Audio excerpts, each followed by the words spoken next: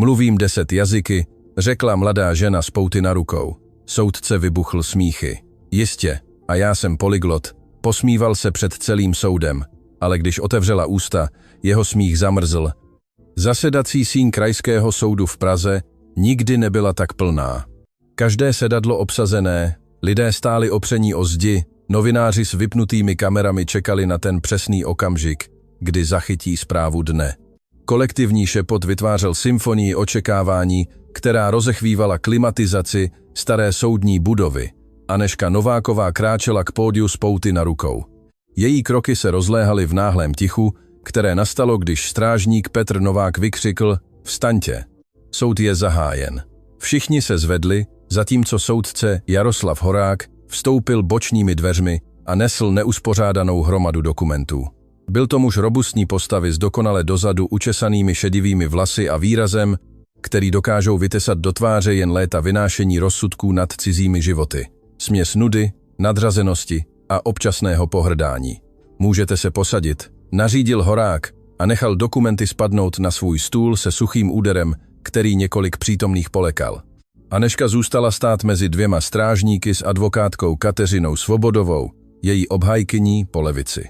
Kateřina byla žena středního věku, která na svých bedrech nesla tíhu příliš mnoha případů a příliš malého rozpočtu. Měla výrazné kruhy pod očima a ten sotva postřehnutelný třes rukou, který prozrazuje nadměrnou konzumaci kofeinu a nedostatek spánku. Případ číslo 47B 2024 oznámil soudní úředník. Stát proti Anežce Novákové, obvinění, elektronický podvod, krádež identity a zhoršený podvod. Šepot se vrátil do síně jako vlna. Anežka cítila, jak se na její záda upírají stovky očí, soudících ji dříve, než byly předloženy jakékoliv důkazy. Znala ten pocit, cítila ho celý život. Státní zástupce Jan Procházka vstal divadelními pohyby, upravoval si kravatu, jako by byl hercem na premiéře divadelní hry. Byl to hubený muž s ostrými rysy, který mluvil s tím akcentem vyšší třídy, který okamžitě stanovuje hierarchie v jakékoliv místnosti. "Vaše ctihodnosti," začal Procházka zvučným hlasem. "Máme před sebou mladou ženu, která spáchala jeden z nejpropracovanějších podvodů, jaké tento soud kdy viděl. Po měsíce se slečna Nováková vydávala za certifikovanou překladatelku, nabízející služby nadnárodním společnostem, vzdělávacím institucím a dokonce vládním organizacím. Udělal dramatickou pauzu, pomalu kráčel před porotu. Zinkasovala tisíce korun za překlady, které údajně provedla v 10 různých jazycích. 10. Vaše ctihodnosti. Ale realita je taková, že tato mladá žena sotva dokončila střední školu a nemá žádnou certifikaci, žádný titul, žádné pověření, které by potvrzovalo její údajné jazykové schopnosti. Procházka se otočil k Anežce s úsměvem, který měl být soucitný, ale vyzařoval šovívavost. "Chápeme, že finanční nouze může vést lidi k chybným rozhodnutím, ale podvod je podvod, bez ohledu na okolnosti." Anežka se vřela pěsti v poutech. Každé slovo státního zástupce bylo jako kladivo tlukoucí do její důstojnosti, ne proto, že by byla pravdivá, ale proto, že se zdálo, že nikdo nemá zájem poslouchat její verzi. Soudce Horák listoval dokumenty s znuděným výrazem, jako by to byl jen další případ v jeho nekonečném seznamu soudních povinností. Zívl, aniž by se obtěžoval zakrýt si ústa. "Má obrana něco k říci, než budeme pokračovat?" Zeptal se monotónním tónem, aniž by zvedl oči od papírů. Kateřina Svobodová si odkašlala. Její ruce se třásly, zatímco držela svůj opotřebovaný poznámkový blok. "Vaše ctihodnosti, moje klientka trvá na své nevině. Předložená obvinění jsou založena na nedorozuměních a nedostatečné komunikaci s jejími zaměstnavateli. Slečna Nováková je připravena prokázat, že má schopnosti, které tvrdí." "Prokázat?" Horák konečně zvedl oči, jeho obočí se zdvihlo s posměšným zájmem. "A jak přesně hodlá prokázat, že mluví 10 jazyky? Zaspívá nám v každém z nich písničku." Z publika se ozvalo několik nervózních smíchů. Soudce se spokojeně usmál nad vlastním humorem. "Vaše ctihodnosti, s veškerou úctou," pokusila se Kateřina pokračovat, ale Horák ji přerušil mávnutím ruky. "Slečno Svobodová, tento případ jsem si prostudoval. Vaší klientce je 23 let. Vyrůstala v chudé pražské čtvrti a podle záznamů pracovala před tímto údajným překladatelským podnikem jako uklízečka v kancelářích. Podíval se přímo na Anežku. Neexistuje žádný záznam o vysokoškolském studiu, žádná mezinárodní certifikace, nic, co by naznačovalo, že tato mladá žena by mohla mluvit byť jen 3 jazyky, natož 10. Tehdy Anežka zvedla hlavu. Její oči, které během celého slyšení zůstaly upřené k zemi, se setkaly přímo s očima soudce. V tom pohledu byl oheň. Byly tam roky ponížení, podceňování, neviditelnosti. Prosím o slovo, vaše ctihodnosti, řekla jasným a pevným hlasem. Horák na ní překvapeně pohlédl. Většina obžalovaných mlčela během předběžných slyšení a nechala své právníky mluvit za ně. Ale na tom, jak se na něj tato mladá žena dívala, bylo něco, co v něm vyvolalo směs podráždění a zvědavosti. Máte něco relevantního k případu? Zeptal se skeptickým tónem. Mluvím 10 jazyky. Anežka vyslovila každé slovo s křišťálovou jasností, bez špetky pochybností v hlase. A mohu to dokázat přímo zde, právě teď, pokud mi to vaše ctihodnosti dovolí. Následující ticho bylo tak hluboké, že bylo slyšet bzučení zářivek na stropě. Všichni přítomní se naklonili dopředu, jako by sám vesmír zadržoval dech. A pak soudce Jaroslav Horák udělal něco, co nikdo nečekal. Zaklonil hlavu a propukl v smích. Nebyl to zdvořilý nebo zdrženlivý smích, byl to hlasitý, téměř hysterický smích, který rozechvíval jeho korpulentní postavu na soudcovské židli. To je neuvěřitelné, vykřikl mezi smíchy a kapesníkem si otíral slzy z očí. Obžalovaná nám chce ukázat, že umí 10 jazyků přímo tady u mého soudu. K soudcovu smíchu se přidali i další smíchy. Státní zástupce Procházka se široce usmíval a nevěřícně kroutil hlavou. Někteří z publika se otevřeně smáli, jiní šeptali posměšné poznámky. Slečno Nováková, Horák se dokázal dostatečně ovládat, aby promluvil, ačkoliv se mu hlas stále chvěl zábavou. Ceňuji vaši kreativitu, ale toto je soudní dvůr, netelevizní talentová show. Nebudeme plýtvat časem soudu na cirkusové demonstrace. Zdá se vám spravedlnost jako cirkus. Aneščin hlas prořízl vzduch jako nůž. Soudcův smích okamžitě zamrzl. Oči se mu zúžily a na okamžik sál naplnilo nebezpečné ticho. Prosím? Jeho hlas stichl do hrozivého tónu. Anežka udělala krok vpred, ignorujíc varovné zatažení Kateřiny Svobodové za paži. S veškerou úctou, vaše ctihodnosti, právě jste se mi smál, aniž byste mě poslouchal. Soudil jste mě, aniž byste mi dovolil předložit mou obranu. Pokud to není cirkus, tak nevím, co je. Strážník Novák udělal krok vpřed, připraven zasáhnout, pokud by se situace vyhrotila, ale soudce ho zastavil zvednutím ruky. Horák se naklonil dopředu, lokty opřené o stůl. Máte kuráž. Slečno Nováková, to vám uznávám, ale kuráž vás nezachrání před důkazy proti vám. Důkazy lžou, odpověděla Anežka. Nebo spíše lidé, kteří je interpretovali haly, protože se nikdy neobtěžovali ověřit, zda jsem skutečně schopna dělat to, co jsem tvrdila. A proč bychom to dělali? Procházka zasáhl ze svého místa. Proč by stát měl plýtvat zdroji na ověřování fantaskních tvrzení někoho, kdo se zjevně snaží vyhnout následkům svých činů? Protože to je vaše povinnost. Anežka se otočila ke státnímu zástupci, její hlas nabíral na síle. Vaší povinností je hledat pravdu, nepředpokládat vinu na základě předsudků. Pořádek. Horák udeřil kladívkem do stolu. Slečno Nováková, pohybujete se na tenkém ledě. Navrhuji, abyste zmlkla, než vás obviním z pohrdání soudem. Anežka se zhluboka nadechla. Cítila, jaký srdce bije tak silně, že si myslela, že ho slyší všichni v místnosti, ale nehodlala ustoupit. Ne, tentokrát ustupovala celý svůj život. Vaše ctihodnosti. Kateřina Svobodová se rychle vložila do řeči. Její hlas byl roztřesený, ale odhodlaný. Formálně žádám, aby bylo mé klientce umožněno prokázat její jazykové schopnosti. Pokud prokáže, že mluví jazyky, které tvrdí, že ovládá, změní to zásadně povahu tohoto případu. Horák se na ní podíval s měsící nedůvěry a podrážděnosti. Slečno Svobodová, skutečně navrhujete, abychom tento soud proměnili v jazykovou zkoušku. Navrhuji, abychom dali mé klientce příležitost řádně se bránit, odpověděla Kateřina, nacházejíc v sobě zásobu odvahy, o které ani nevěděla, že ji má. Není to to, co spravedlnost představuje. Soudce se opřel do křesla, které pod jeho váhou zavrzalo. Dlouze se díval na Anežku, jeho oči ji zkoumaly, jako by byla hádankou, kterou nedokázal vyřešit. Na této mladé ženě bylo něco, co ho znepokojovalo. Nebyla to jen její drzost, byla to naprostá jistota v jejich očích. Dobře, řekl nakonec, k překvapení všech v sále. Dám jí šanci, aby se veřejně zesměšnila, ale až selže. A selže, přidám k jejímu již tak značnému seznamu právních problémů obvinění z pohrdání soudem a maření spravedlnosti. Otočil se ke svému tajemníkovi.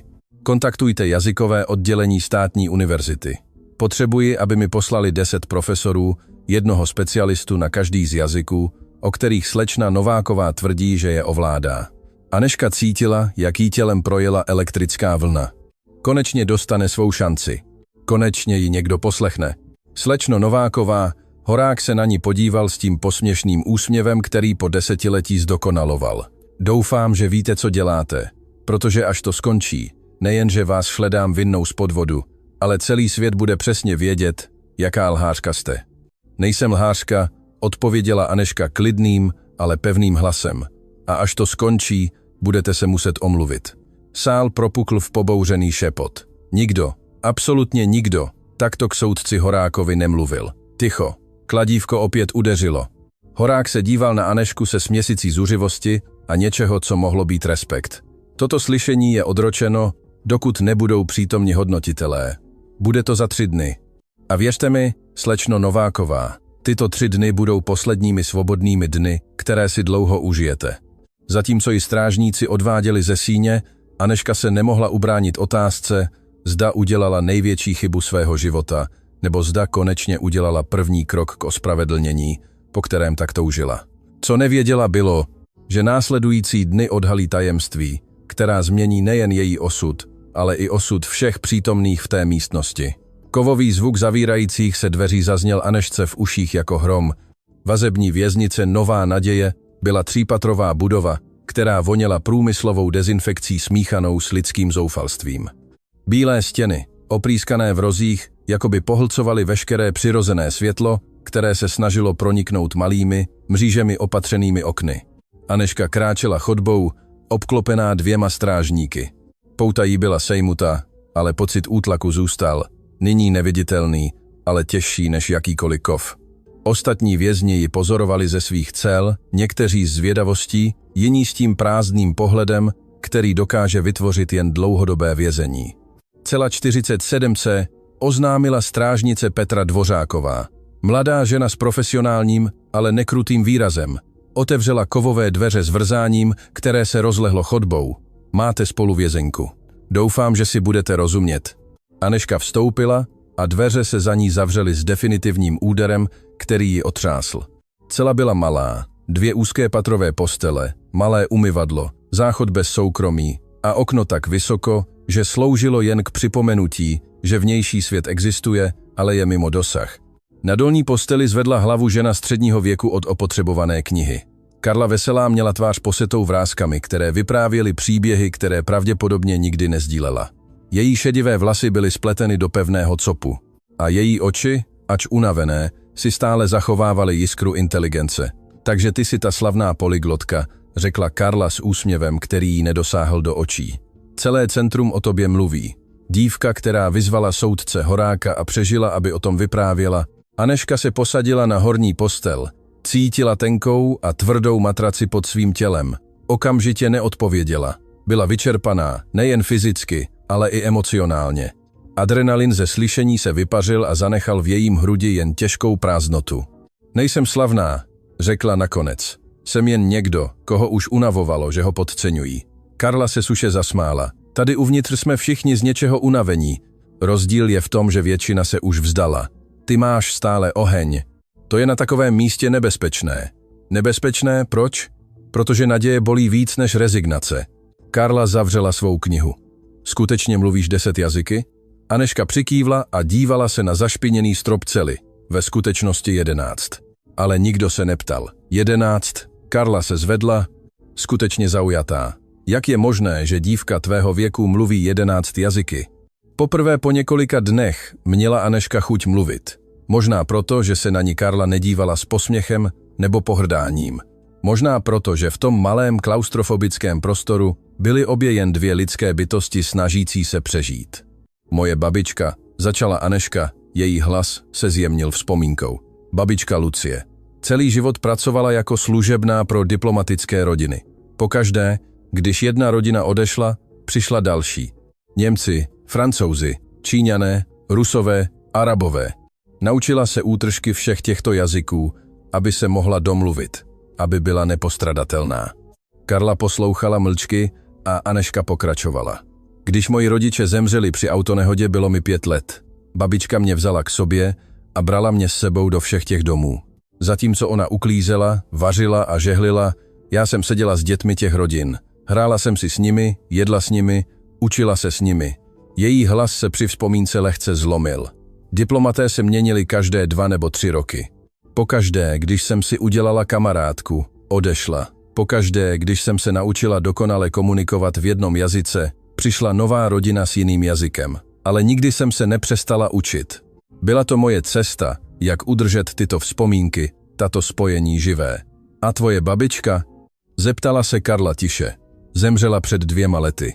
Infarkt, 50 let práce od rána do večera ji nakonec zabilo. Anežka pevně zavřela oči. A já jsem zůstala sama, bez formálního vzdělání, bez certifikátů, které by dokázaly, co vím, jen s jazyky v hlavě a bez možnosti prokázat, že jsou skutečné. Takže si začala pracovat jako překladatelka, doplnila Karla. Snažila jsem se získat zaměstnání v oficiálních agenturách, ale všichni chtěli univerzitní tituly, mezinárodní certifikace. Nikdo mi nechtěl dát ani příležitost ukázat, co umím. Frustrace byla v jejím hlase hmatatelná. Tak jsem si založila vlastní podnikání. Nabízela jsem své služby online, účtovala jsem méně než velké agentury a dělala jsem bezchybnou práci. Tak proč jsi tady? Anežka otevřela oči a podívala se přímo na Karlu. Protože se někdo rozhodl, že je nemožné, aby dívka bez vysokoškolského vzdělání dělala to, co jsem dělala. Nahlásili mé služby jako podvod, aniž by si ověřili kvalitu mé práce. A teď jsem tady a čekám na to, abych dokázala něco, co jsem nikdy dokazovat neměla. Zvuk blížících se kroků přerušil jejich rozhovor. Dveře se otevřely a strážnice Dvořáková se opět objevila. Nováková, máte návštěvu? Návštěvní místnost. Anežka zmateně slezla z postele. Nikomu nevolala, neměla nikoho, komu by zavolala. Návštěvní místnost byla malý prostor rozdělený kovovým stolem. Seděla naproti Kateřina Svobodová, její obhájkyně, ale nebyla sama. Vedle ní seděla žena, kterou Anežka neznala, elegantní, profesionální s koženou aktovkou na stole. Anežko, to je doktorka Eva Konečná, představila Kateřina. Je to forenzní psycholožka. Státní zástupce Procházka si před dalším slyšením vyžádal psychologické posouzení. Anežka cítila, jak se jí v žaludku tvoří uzel. Psychologické posouzení. Proč? Doktorka Konečná promluvila klidným a profesionálním hlasem. Je to standardní postup v případech, kdy obviněný vykazuje chování, které by mohlo být považováno za neobvyklé. Vaše konfrontace se soudcem Horákem vyvolala některé pochybnosti. Pochybnosti? Anežka cítila, jak v ní roste rozhořčení. Bránit se je neobvyklé chování? O to nejde, rychle zasáhla Kateřina. Nežko, poslouchej. Státní zástupce se snaží vytvořit profil, který by naznačoval, že máš sklony k patologické fantazii. Chtějí tvrdit, že si skutečně myslíš, že mluvíš těmi jazyky, i když ve skutečnosti ne. To je směšné. Anežka udeřila dlaní do stolu. Nejsem blázen. Nikdo neříká, že jsi. Doktorka Konečná si zachovala neutrální tón. Ale potřebuji provést své posouzení. Budu ti klást otázky a potřebuji, abys byla se mnou naprosto upřímná. Během následující hodiny Anežka odpovídala na otázku za otázkou o svém dětství, o smrti svých rodičů, o životě s babičkou, o učení se jazyků, o pocitu osamělosti, o svých obavách, snech, frustracích. Doktorka Konečná si pečlivě dělala poznámky, její výraz byl nečitelný. Poslední otázka, řekla nakonec. Cítila si někdy, že ti lidé nerozumí, že žiješ v jiném světě než ostatní. Anežka si pečlivě rozmyslela, než odpověděla, každý den svého života, ale ne proto, že bych byla blázen, ale proto, že jsem žila ve světech, které většina lidí nikdy nezažije. Mluvila jsem jazyky, které většina nikdy nenaučí. Viděla jsem, Jak slova mohou stavět mosty nebo zvedat zdi. Takže ano, žiji v jiném světě, ale je to skutečné. Je to stejně skutečné jako předsudky, které mě sem přivedly. Doktorka zavřela svůj poznámkový blok. Děkuji za spolupráci, Aneško. Svou zprávu předložím před slyšením. Když odešla, Kateřina se přiblížila k Anešce, její výraz byl znepokojený. Ještě něco musíš vědět. Soudce Horák kontaktoval státní univerzitu, ale nebylo to jen pro získání hodnotitelů. Co tím myslíš? Prozkoumal tvé pozadí důkladněji. Něco našel. Kateřina vytáhla z tašky nějaké dokumenty. Před lety, když ti bylo 17, si se ucházela o stipendium na Mezinárodní jazykové akademii. Pamatuješ si to? Aneška pomalu přikývla. Odmítli mě. Řekli, že moje žádost je nerealistická, protože jsem tvrdila, že mluvím příliš mnoha jazyky na svůj věk. Přesně. A Horák to používá jako důkaz, že si léta lhala o svých schopnostech. Tvrdí, že je to vzorec podvodného chování. Místnost se kolem Anešky zmenšila. Pokaždé, když se snažila jít kupředu, systém ji zatlačil zpět. Každý pokus dokázat svou hodnotu se stal dalším důkazem proti ní. Ještě něco? Zeptala se, obávajíc se odpovědi. Kateřina zaváhala, než pokračovala. Hodnotitelé, kteří přijdou. Horák si speciálně vyžádal ty nejpřísnější profesory, známé svou extrémní důsledností. Nepřicházejí ti dát spravedlivou šanci, Aneško. Přicházejí tě rozebrat. Následující ticho bylo drtivé. Aneška cítila tíhu celého soudního systému, který na ní tlačil, snažil se rozdrtit tu jiskru naděje, která v jejím hrudi stále hořela. Kolik mám času? Zeptala se nakonec. Ještě 2 dny. Slyšení je pozítří, takže potřebuji využít každou sekundu. Aneška vstala, její odhodlání obnovené navzdory všemu.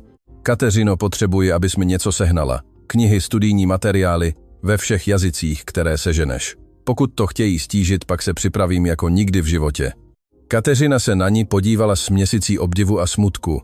Aneško, i když dokážeš, že mluvíš těmi jazyky, státní zástupce má další obvinění. Klienti, kteří nahlásili podvod, stížnosti na nesprávné překlady. Nesprávné překlady? Aneška ji přerušila. Jaké nesprávné překlady? 3 klienti tvrdí, že překlady, které si udělala, obsahovaly vážné chyby, které je stály peníze a reputaci. Aneška měla pocit, jako by ji někdo udeřil pěstí do žaludku. To je nemožné. Každý překlad jsem kontrolovala 3krát. Byla jsem pečlivá. Nikdy bych nedodala něco s vážnými chybami. Máš kopie těch překladů? Všechny. V mém počítači. Ale policie ho zabavila jako důkaz. Kateřina si udělala poznámku. Požádám o přístup k těmto souborům. Pokud dokážeme, že překlady byly správné, rozebere to část obžaloby státního zástupce. Když se Aneška vrátila do své cely, Karla na ní čekala se zvědavým výrazem. Špatné zprávy, čím dál horší. Aneška se zhroutila na svou postel. Nejenže musím dokázat, že mluvím 10 jazyky před profesory, kteří už se rozhodli, že lžu. Také musím dokázat, že překlady, o kterých vím, že jsem je udělala správně, neobsahují chyby a bránit se psychologickému posouzení, které mě pravděpodobně vykreslí jako delusionál. Karla tiše hvízdla. Když si řekla, že máš oheň, nežertovala jsem. Ale Aneško, jsi si jistá, že v tom chceš pokračovat? Mohla bys přijmout dohodu odpikat si kratší trest. Pokračovat ve svém životě a vzdát se. Aneška se podívala na strop. Přijmout, že svět má pravdu a já se mýlím. Nemohu, Karlo. Kdybych se teď vzdala, zradila bych svou babičku, všechny ty roky učení, všechny ty dívky, které mají talent, ale nemají papíry, které by to dokázaly. Tak si odpočiň. Karla zhasla světlo v cele, protože za 2 dny budeš potřebovat každou kapku síly, kterou máš. Ve tmě Aneška zavřela oči, ale nemohla spát. Její mysl opakovala slovní zásobu, gramatiku, idiomy v každém z jazyků, které se naučila. Ale víc než to, myslela na všechny ty časy, kdy byla podceňována, ignorována, zavrhována. Svět se chystal vidět, čeho je schopná. Jen doufala, že to bude stačit. Ráno do věznice přišlo s tím těžkým tichem, které existuje jen na místech, kde je svoboda vzdálenou vzpomínkou. Aneška nespala. Její oči pálily únavou, ale její mysl stále zpracovávala slovesné konjugace, gramatické struktury, idiomatické výrazy v mandarínštině, arabštině, němčině, francouzštině. Karla tiše chrápala na spodní posteli, Uklidňující zvuk uprostřed tolika nejistoty. Anežka strávila noc šeptáním slov tichým hlasem, každý jazyk proudil jako řeky, které se zbíhaly v oceánu její paměti. Zvuk blížících se kroků přerušil její soustředění. Bylo příliš brzy na snídani. Kovové dveře se otevřely a strážnice Dvořáková se objevila s vážným výrazem. Nováková, máte návštěvu, návštěvní místnost. Hned. Karla se s úlekem probudila. V tuto dobu, kdo navštěvuje někoho před úsvitem? Anežka slezla z postele. Srdce jí začalo být rychleji. Následovala Dvořákovou prázdnými chodbami. Ozvěna jejich kroků zněla jako válečné bubny. Když dorazili do návštěvní místnosti, Anežka byla zjevně překvapená. Seděl naproti u stolu muž asijského původu s úzkostným výrazem a obchodní aktovkou na klíně. Okamžitě ho poznala. Inženýr Wang, Anežka zašeptala nevěřícně.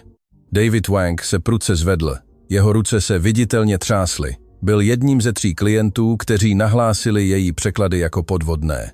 Pracoval pro technologickou společnost, která potřebovala dokumenty přeložené z angličtiny do mandarínštiny pro expanzi v Číně. Slečno Nováková, já s vámi potřebuji mluvit. Jeho hlas zněl přerývaně, jako by mu každé slovo způsobovalo fyzické úsilí. Nemám moc času. Můj právník neví, že jsem tady. Dvořáková zavřela dveře, ale zůstala uvnitř. Standardní protokol pro oficiálně neoprávněné návštěvy. Co tady děláte? Anežka si pomalu sedla, snažila se zpracovat tuto surrealistickou situaci. Wang si prohrábl rukama tvář a Anežka si všimla hlubokých kruhů pod očima, napětí v jeho ramenou. Přišel jsem vám říct pravdu, kterou jsem měl říct od začátku. Následující ticho bylo tak husté, že Anežka slyšela svůj vlastní puls. Vaše překlady byly perfektní.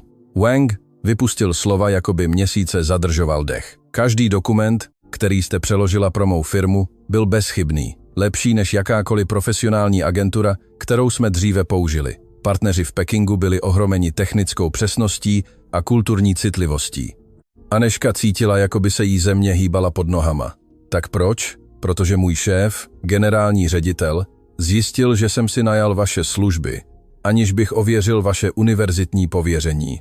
Wang sklopil zrak. Stud byl zjevný v každé vrásce jeho tváře. Vyhrožoval mi propuštěním, pokud nenajdu způsob, jak ospravedlnit, proč jsem utratil firemní prostředky za necertifikovanou překladatelku. A rozhodl se zničit můj život, aby zachránil svou práci. Anežka cítila, jak v jejím hrudi roste směs zuřivosti a ospravedlnění. Nebylo to tak jednoduché. Wang zvedl oči. Jeho oči se leskly nevylitými slzami. Advokát Robert Dvořák, firemní právník naší společnosti, navrhl, abychom překlady nahlásili jako vadné.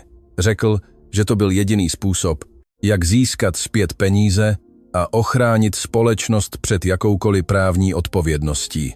Navrhl lhát. Anežčin hlas stoupl.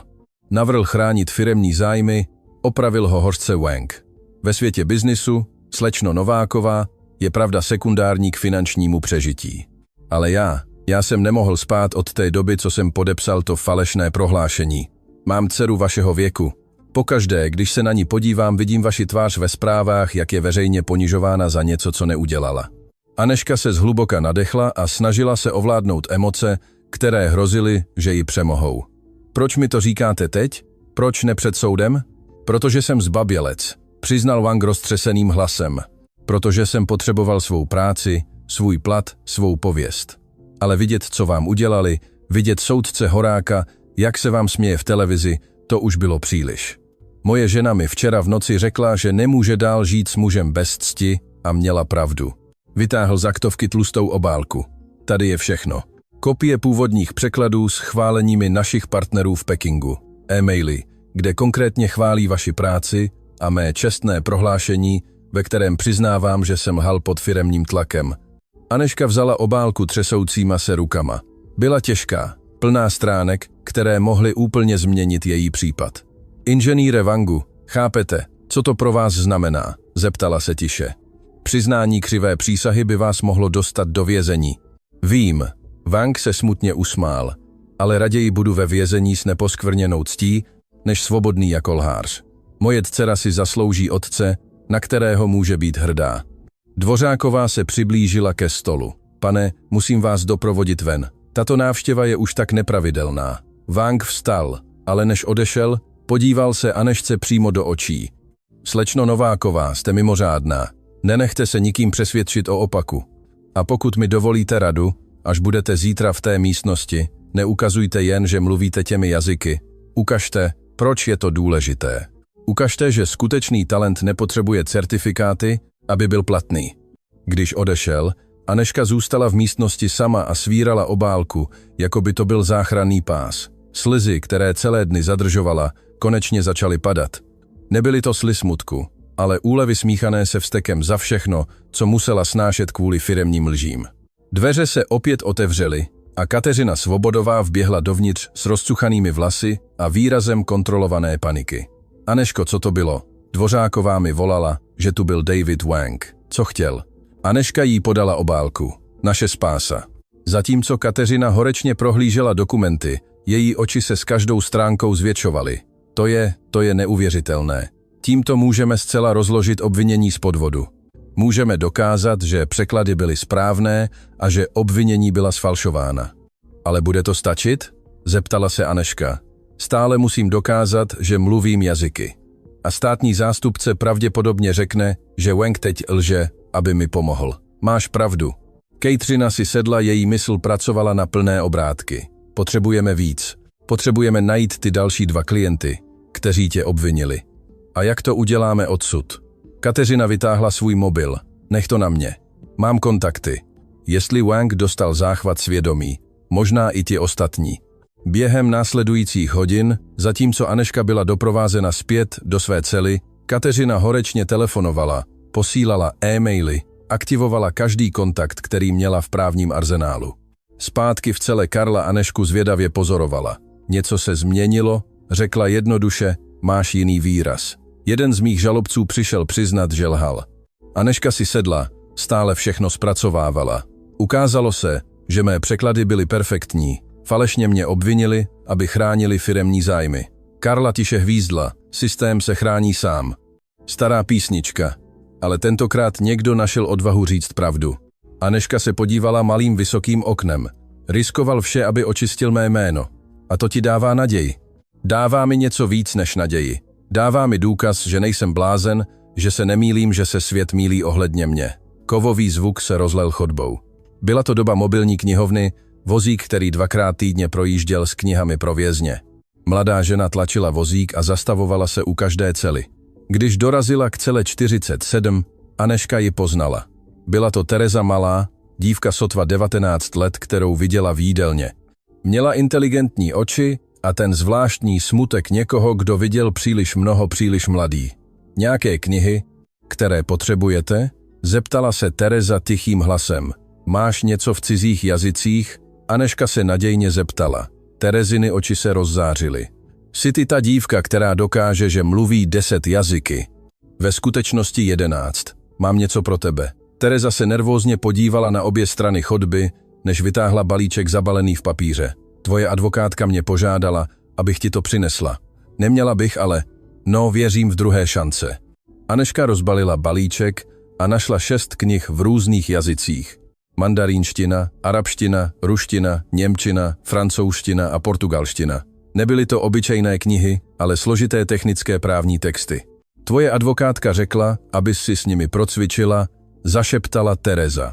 Profesoři se tě zítra pokusí nachytat na specializované technické slovní zásobu.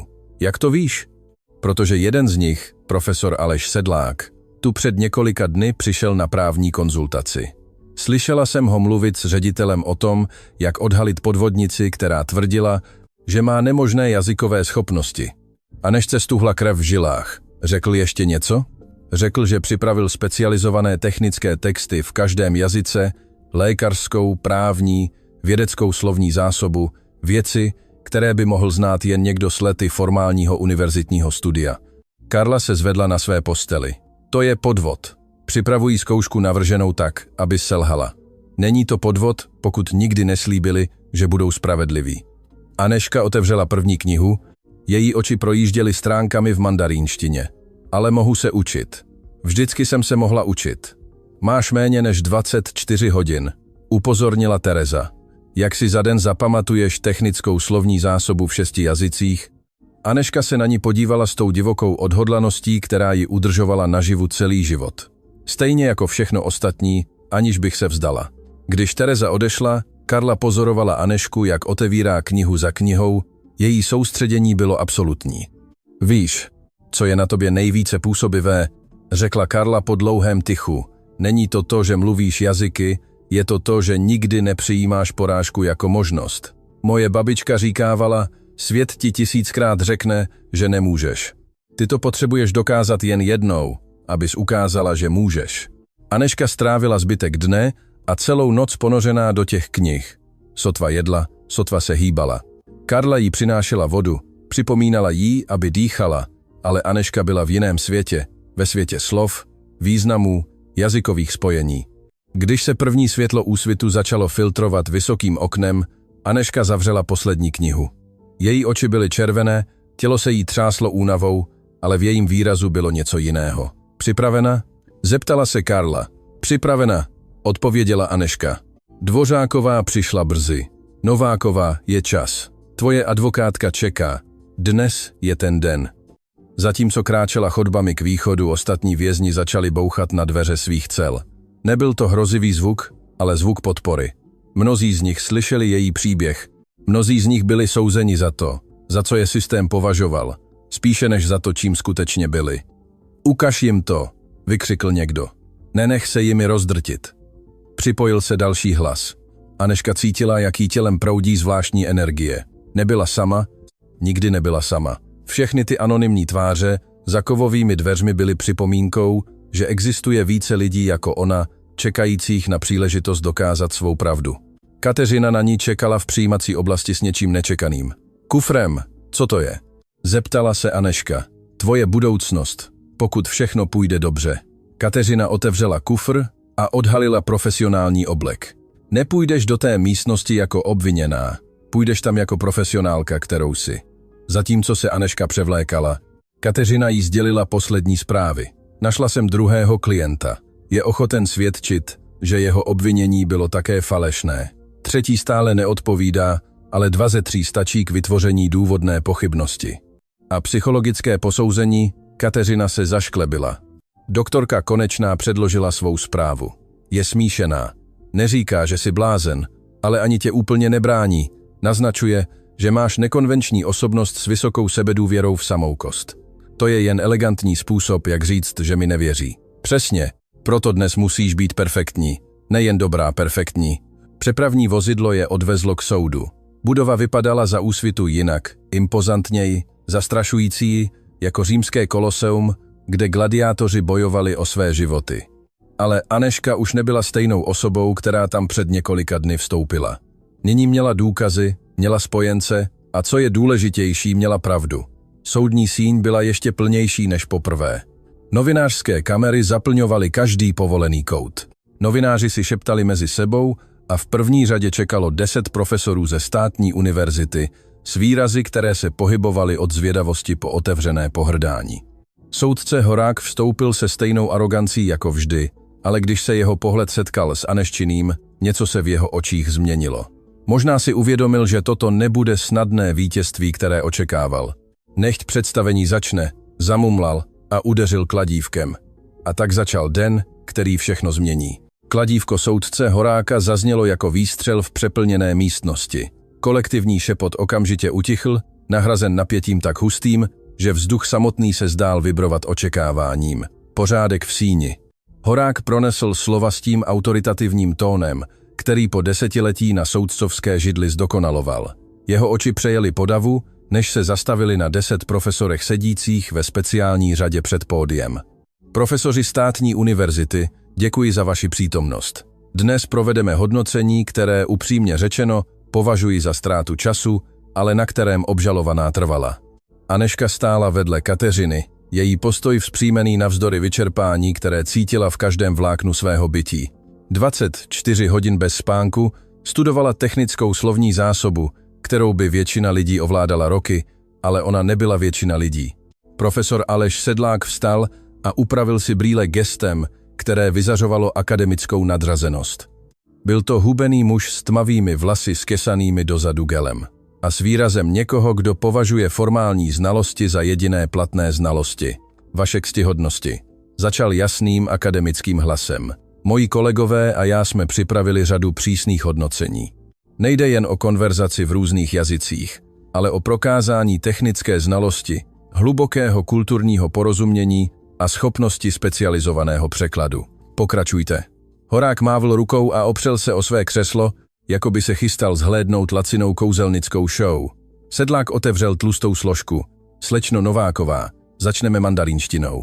Profesorka Yuki Tanaka, ačkoliv je specialistka na japonštinu, ovládá také mandarínštinu a bude hodnotit tuto první sekci. Žena středního věku asijského původu vstala. Profesorka Tanaka měla klidnou přítomnost, ale její pohled byl analytický, rozebírala Anešku každou vteřinu, která ubíhala. Profesorka hovořila plynulou mandarínštinou a požádala Anešku, aby přečetla lékařský text a poté vysvětlila jeho význam ve španělštině. Podala jí dokument. Aneška vzala papír. Byl to složitý lékařský text o kardiovaskulárních procedurách, plný technické terminologie, která by každého profesionálního překladatele spotila. Místnost zadržovala dech. Aneška četla dokument mlčky 30 vteřin. Pak, bez váhání, začala mluvit plynulou mandarínštinou. Její výslovnost byla bezvadná, její tóny přesné. Nejenže text přečetla, ale vysvětlila ho. Přidala kulturní kontext o tom, jak se určité čínské lékařské termíny liší v pojetí od západních. Pak plynule přešla do češtiny, přeložila nejen slova, ale i hluboký význam, vysvětlila lékařské důsledky z úrovní detailů, která nechala v úžasu i profesorku Tanaku. Profesorka něco zamumlala v mandarínštině Sedlákovi, komentovala, že aneščina výslovnost je perfektní a nemožná pro někoho bez formálního výcviku. Vím. Aneška odpověděla ve stejném jazyce a podívala se přímo na Tanaku. Pak přešla do češtiny.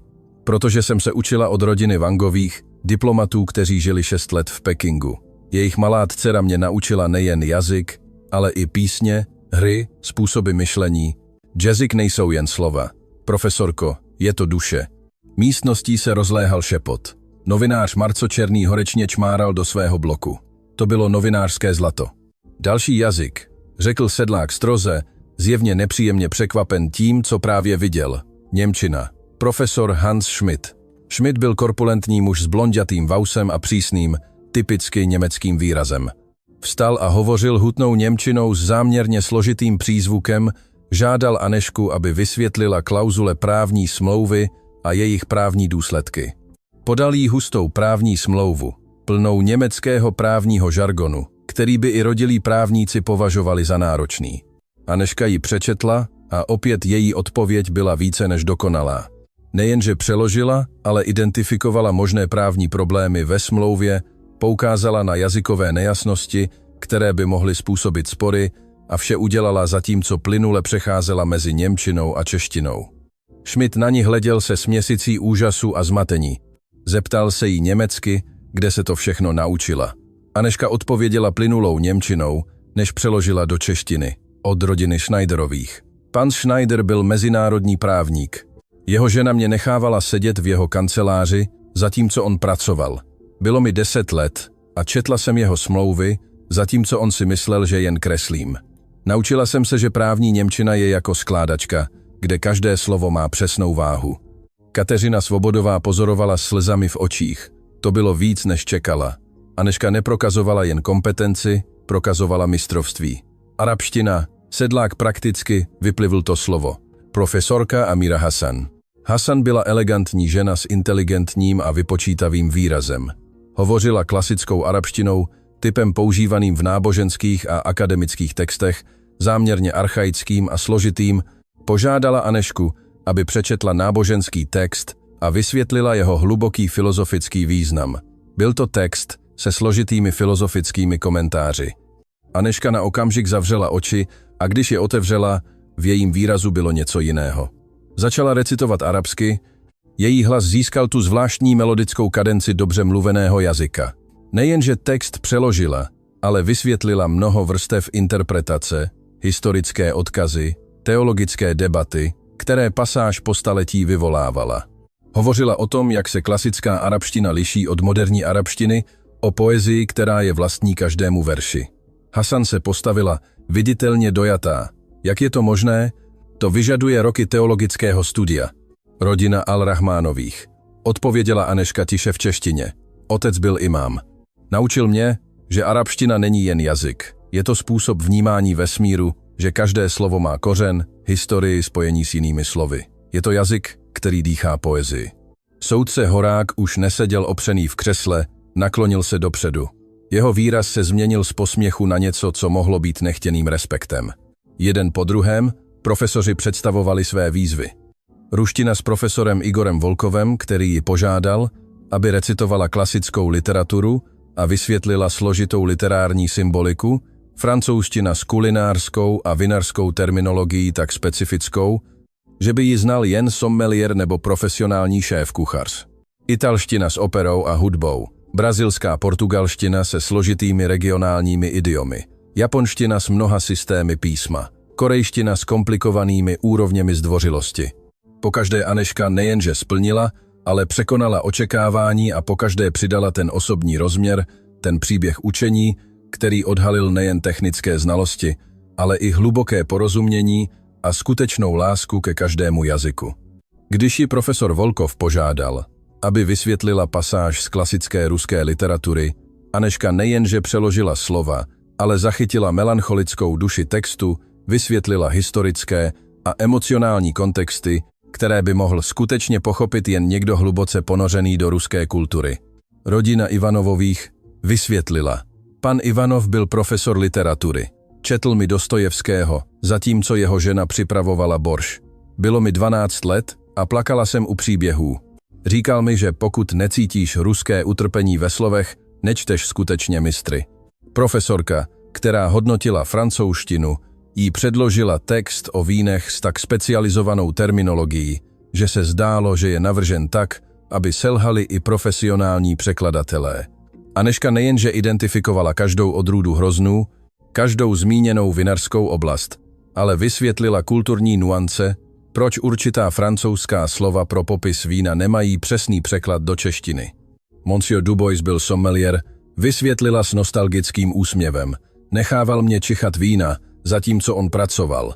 Říkal, že francouzština vína je tekutá poezie. Každé slovo evokuje zemi, slunce, čas. Nepřekládá se, cítí se.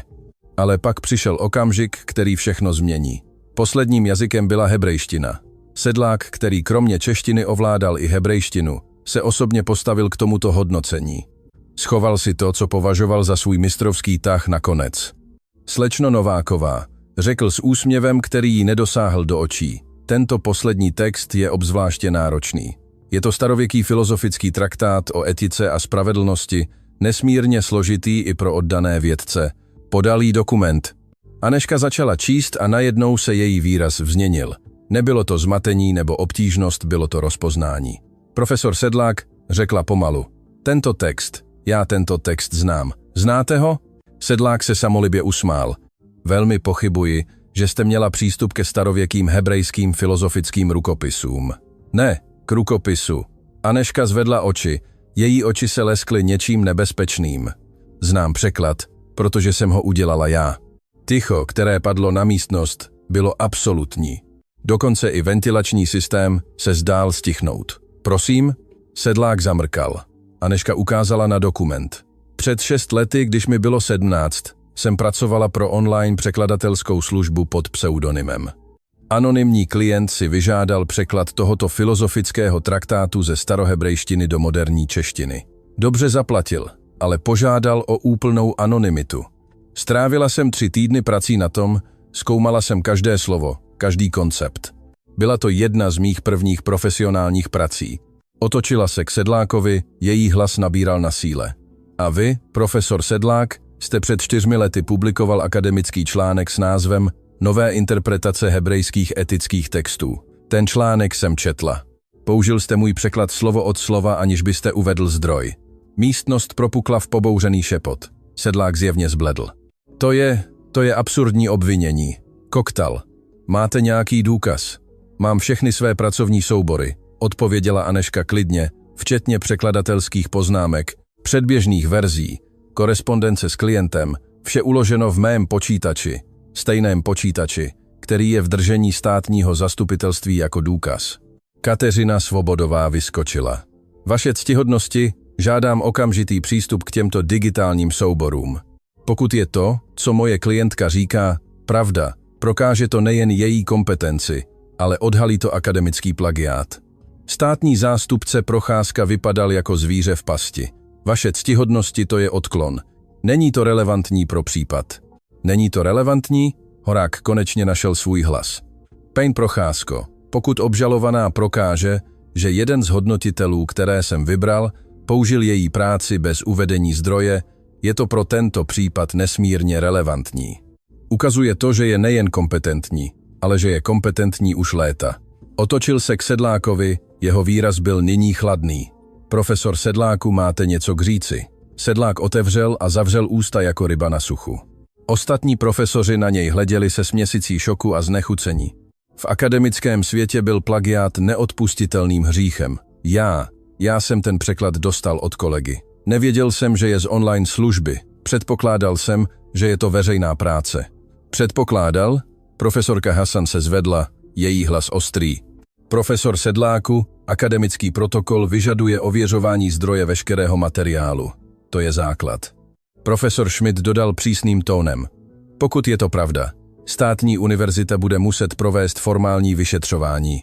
Horák udeřil kladívkem. Pořádek. Strážníku Nováku. Přineste počítač z důkazů. Hned. Zatímco čekali, Anežka stála, srdce jí silně bušilo, ale její výraz byl klidný. Na tento okamžik čekala 6 let. 6 let od chvíle, kdy viděla svou práci publikovanou pod jménem někoho jiného. Nikdy si nemyslela, že spravedlnost přijde tímto způsobem, ale život měl podivné způsoby, jak uzavírat kruhy. Novák se vrátil s notebookem v důkazní tašce. Soudní technik ho zapnul a pod soudním dohledem Kateřina navigovala k souborům, které Anežka uvedla. Všechno tam bylo. Předběžné verze překladu datované před 6 lety, podrobné poznámky vysvětlující každé překladatelské rozhodnutí, e-maily s klientem a co bylo nejvíce odsuzující, konečná verze, slovo od slova identická s tou, kterou Sedlák publikoval ve svém údajně originálním článku. Horák osobně prozkoumal soubory, jeho výraz se s každým dokumentem, který prohlédl, stával temnějším. Nakonec zvedl oči k Sedlákovi. Profesor Sedláku, důrazně vám doporučuji, abyste kontaktoval svou odborovou organizaci. Budete potřebovat právní zastoupení. Otočil se k ostatním 9 profesorům. Má ještě někdo pochybnosti o jazykové způsobilosti slečny Novákové? Jeden po druhém. Každý profesor zavrtěl hlavou. Profesorka Hasan se dokonce postavila. Vaše ctihodnosti, za svých 20 let hodnocení jazykové způsobilosti jsem nikdy neviděla nikoho s takovou znalostí, jakou tato mladá žena dnes prokázala. Nejenže mluví těmito jazyky, ona je žije, rozumí jim na úrovni, o které většina akademiků může jen snít. A udělala to bez prostředků, bez privilegií, jen s odhodláním a skutečnou láskou k učení. Hasanina slova rezonovala v místnosti. Horák se opřel o své křeslo a projel si rukou po tváři. Poprvé po 10 letích se zdál skutečně nejistý, jak postupovat. Pane Procházko, řekl nakonec, máte ještě něco k předložení? Státní zástupce se pomalu zvedl. Věděl, že prohrál. Vaše ctihodnosti ve světle tohoto vývoje a vzhledem k tomu, že 2 ze 3 žalujících klientů stáhli svá obvinění a přiznali, že lhali pod firemním tlakem, státní zastupitelství žádá o stažení všech obvinění. Šepot v místnosti se změnil v řev. Horák opakovaně udeřil kladívkem. Pořádek. Pořádek v mé síni. Když se ticho vrátilo, Horák se dlouze díval na Anežku. V jeho očích bylo něco, co tam nikdy předtím nebylo. Omlouvám se, slečno Nováková, začal jeho hlas neobvykle jemně. Tento soud vám dluží omluvu. Já vám dlužím omluvu. Dovolil jsem, aby předsudky zastínily můj úsudek. Předpokládal jsem, že mimořádný talent vyžaduje institucionální potvrzení, zatímco vy jste prokázala, že skutečný talent přesahuje instituce. Udělal pauzu, jako by mu následující slova stála fyzické úsilí vyslovit. Všechna obvinění proti vám jsou stažena. Jste osvobozena od všech obvinění. Dále nařizuji, aby vám byl okamžitě vrácen váš počítač a všechny vaše osobní věci. Naposledy udeřil kladívkem. Tento případ je uzavřen. Sál propukl v potlesk. Kateřina objímala Anežku, obě plakali. Novináři běželi k východům, aby zveřejnili zprávu. Profesoroři obklopovali Anežku, nabízeli omluvy, pracovní nabídky, akademické příležitosti. Ale Anežka mohla myslet jen na jednu věc. Konečně, po celém životě, kdy byla podceňována, svět slyšel její hlas a ten hlas promluvil v 11 jazycích. Dveře vazební věznice Nová naděje se otevřely s kovovým vrzáním, které znělo jako nebeská hudba. Anežka udělala svůj první krok jako svobodná žena po dnech, které se zdály být roky. Odpolední slunce jí zasáhlo obličej s intenzitou, která ji téměř donutila ustoupit. Svoboda, ospravedlnění, spravedlnost. Ale scéna, která na ní venku čekala, nebyla klidem, který si představovala. Desítky novinářů se na ní vrhly jako vlny narážející na pobřeží, kamery blikaly, mikrofony se natahovaly jako čapadla, hlasy křičely otázky, které se mísily v nepochopitelný chaos. Slečno Nováková, jak se cítíte? Bude Anežka žalovat soudce Horáka? Řekněte nám něco o profesoru Sedlákovi. Je pravda, že mluvíte 11 jazyky? Kateřina se objevila po jejím boku, vytvářejíc ochranný štít svým tělem, zatímco se snažili prodrat k čekajícímu vozidlu. Ale než se dokázali pohnout o 2 metry, elegantní žena se jim postavila přímo do cesty. Byla impozantní postavy, stříbrné vlasy dokonale upravené, oblek, který křičel moc a peníze. Linda Horáková, podle firemní identifikační karty, kterou měla zavěšenou na krku, generální ředitelka Harrington Global Translation Services. Slečno Nováková, její hlas proťal okolní hluk s přirozenou autoritou.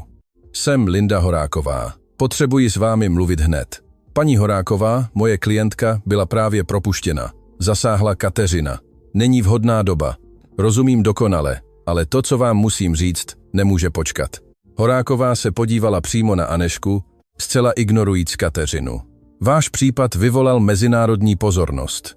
Mám 17 pracovních nabídek z různých zemí pro vás a něco důležitějšího, informace o vaší babičce, které, myslím, budete chtít slyšet. Anežka se zastavila. Moje babička? Co víte o mé babičce? Ne, tady. Horáková ukázala na černou limuzínu diskrétně zaparkovanou o půl bloku dál. 5 minut vašeho času. Pokud pak budete chtít odejít, odvezu vás osobně, kamkoliv si budete přát. Kateřina stiskla Anežčinu paži na znamení varování, ale v očích Horákové bylo něco, co nebylo hrozivé. Byla to naléhavost smíšená s respektem. Dobře, Anežka souhlasila, 5 minut. Uvnitř limuzíny, daleko od chaosu novinářů, Horáková Anežce podala koženou složku. Před 20 lety jsem byla ředitelkou lidských zdrojů v jedné z nejprestižnějších překladatelských agentur v zemi. Vaše babička, Lucie Králová, se ucházela o pozici. Odmítli jsme ji. Anežka pocítila ostrou bolest v hrudi. Proč mi to říkáte? Protože jsme udělali stejnou chybu, jako systém udělal s vámi. Lucie plynule mluvila 6 jazyky, ale neměla univerzitní tituly. Odmítli jsme ji, aniž bychom ji řádně ohodnotili. Napsala mi potom pohovoru dopis, který jsem si schovávala 20 let, protože jsem se příliš styděla ho znovu číst. Horáková vytáhla ze složky zažloutlou obálku. Rukopis byl babiččin. Anežka by ho poznala kdekoliv. Přečtěte si ho. Horáková trvala na tom. Anežka s třesoucíma se rukama otevřela obálku a začala číst. Babiččina slova proudila ze stránky jako řeka moudrosti a bolesti. Vážená paní Horáková, neviním vás za to, že jste mě odmítla. Svět funguje na papírech, ne na schopnostech. Ale chci, abyste věděla, že svůj život zasvětím tomu, abych zajistila, že moje vnučka nikdy nebude muset prosit o příležitosti, které si zaslouží. Naučí mi všechno, co vím, a jednoho dne, až uspěje, doufám, že si vzpomenete, že talent nepotřebuje vnější potvrzení, aby byl skutečný. Anežka dočetla se slzami stékajícími po tvářích. Její babička to vždycky věděla, vždycky plánovala, jak ji připraví na svět, který je obě odmítne. Když jsem viděla váš případ ve zprávách, pokračovala Horáková tichým hlasem. Okamžitě jsem věděla, kdo jste, vnučka Lucie, dívka, o které mi v tom dopise vyprávěla. A uvědomila jsem si, že mám šanci napravit chybu, kterou jsem udělala před 2 desetiletími. Co ode mě chcete? Zeptala se Anežka přímo. Chci vás najmout ne jako běžnou překladatelku, ale jako ředitelku pro nekonvenční talenty. Vaším úkolem bude identifikovat a rekrutovat lidi jako jste vy, lidi s mimořádnými schopnostmi, ale bez tradičních pověření, lidi, které systém ignoruje. Nabídka byla lákavá, téměř příliš dobrá na to, aby byla skutečná, ale něco v Horákové výrazu Anežce říkalo, že je toho víc. Co ještě? Tlačila. Horáková se lehce usmála. Jste bystrá. Dobře, je tu ještě něco. Vaše babička pracovala pro mnoho diplomatických rodin, jak víte, ale je tu jedna konkrétní rodina. Benešovi, pro které pracovala posledních 5 let svého života, byli britští diplomaté. Před 3 lety náhle opustili zemi a nechali vám něco, co je vaše babička požádala, aby si schovali, dokud nebudete připravena. Pan Beneš mě včera kontaktoval poté, co viděl váš případ ve zprávách. Je ve městě, chce se s vámi setkat. Než Anežka stačila odpovědět, její telefon, právě vrácený policií, začal nepřetržitě zvonit. Zmeškané hovory, textové zprávy, oznámení ze sociálních sítí, která explodovala. Jeden konkrétní vzkaz upoutal její pozornost.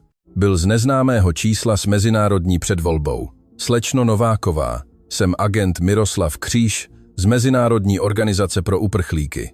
Váš příběh rezonoval s miliony. Máme návrh, který by mohl změnit životy. Prosím, kontaktujte mě naléhavě.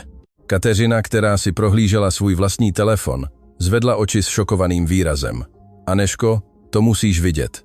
Ukázala jí obrazovku. Video ze slyšení se stalo virálním.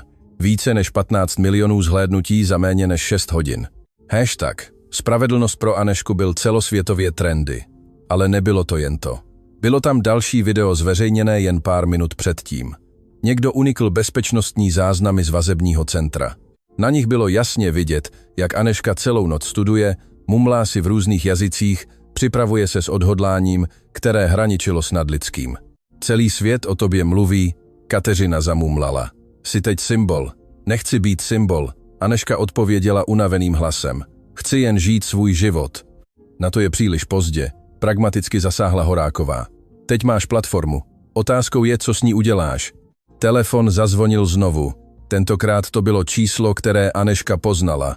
Karla, její spoluvězeňkyně. Anežko, potřebuji, abys přišla. Je to naléhavé.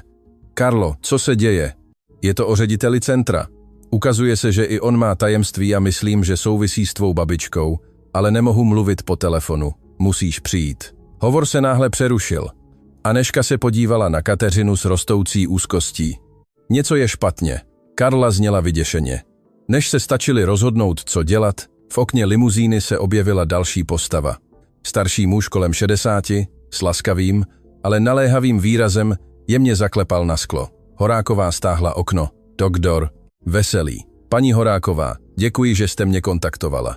Muž promluvil s kultivovaným britským přízvukem. Slečno Nováková, jsem doktor Jan Veselý. Po léta jsem pracoval jako osobní lékař rodiny Benešových. Staral jsem se také o vaši babičku Lucii v jejich posledních měsících. Anežka vystoupila z limuzíny s pocitem, že se svět točí příliš rychle. Znal jste mou babičku? Znal jsem ji velmi dobře. A jsou věci o její smrti, které musíte vědět. Věci, které mi slíbila, že vám řeknu, až přijde ten správný čas. Jaké věci? Doktor Veselý se nervózně rozhlédl. Ne tady. Jsou lidé, kteří by raději, aby určité informace zůstaly pohřbeny. Vaše babička nezemřela na jednoduchý infarkt, slečno Nováková.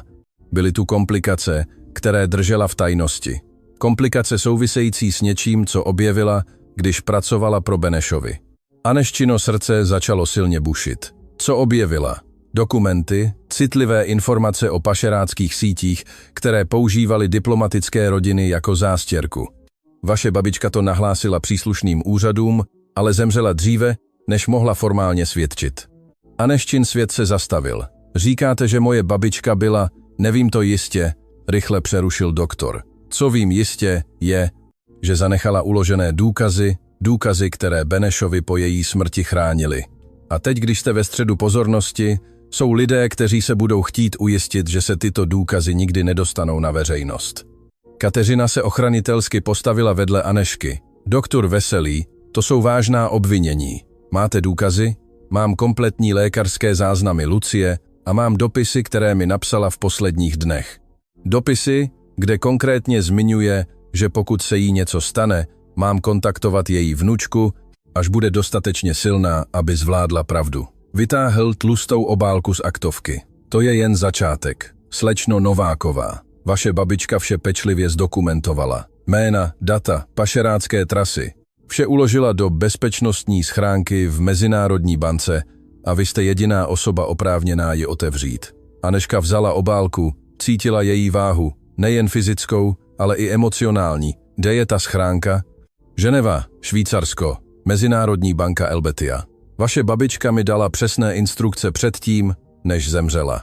Řekla, když Anežka prokáže světu, čeho je schopná, když už nebude možné ji ignorovat nebo umlčet, pak bude připravena znát celou pravdu. Slova rezonovala v tichu limuzíny. Celý život si Anežka myslela, že její babička je prostě služebná, která milovala jazyky, ale teď zjišťovala, že byla mnohem víc.